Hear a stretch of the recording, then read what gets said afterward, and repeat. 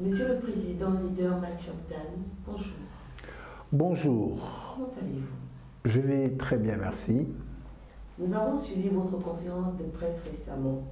Pouvez-vous, s'il vous plaît, nous en donner les grandes lignes? Oui, j'ai voulu partager avec les Gabonais, les Gabonaises, avec les acteurs politiques, avec le monde des médias, mes réflexions pour des élections libres, transparentes et crédibles. Vous savez que dans nos pays, la période électorale est une période difficile, où souvent la paix sociale est mise en danger. Les élections sont peu crédibles, par conséquent, elles sont contestées. Les contestations laissent libre cours à toutes sortes de violences.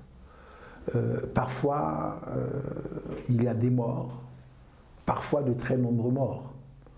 Donc, en faisant cette conférence de presse, j'ai voulu prévenir plutôt que guérir. Je présente 14 points qui me paraissent importants et qui doivent être traités pour mieux préparer les échéances qui arrivent. En parlant du processus électoral, quelles limites constatez-vous dans l'actuel? C'est important de savoir qu'en réalité, il n'existe pas au Gabon un véritable code électoral. Il y a des textes qui sont éparpillés ici et là, et que ceux qui veulent connaître la chose élection au Gabon doivent rechercher. Donc la première chose, effectivement, consisterait, en attendant que nous ayons un vrai code électoral, que nous ayons une sorte de document qui fasse la compilation de tous ces textes pour que nul n'en ignore et que tous les Gabonais soient au même niveau de connaissance sur cette question.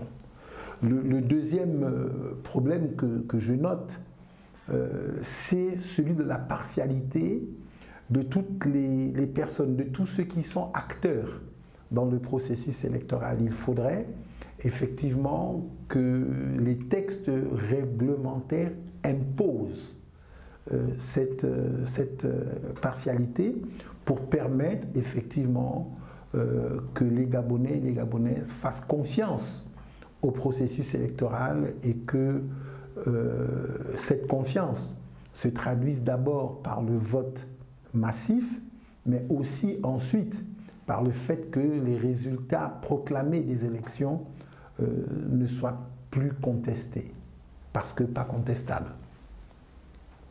Comment votre manifeste prévoit-il l'organisation des élections un an avant la présidentielle de 2023? Mais écoutez, ce qui me paraît très important, c'est que le calendrier soit rendu public. On doit savoir dès maintenant quand est-ce que vont se dérouler les élections. Le premier tour, le deuxième tour. On doit savoir déjà maintenant quand est-ce que le nouveau président prêtera serment pour sa prise de fonction.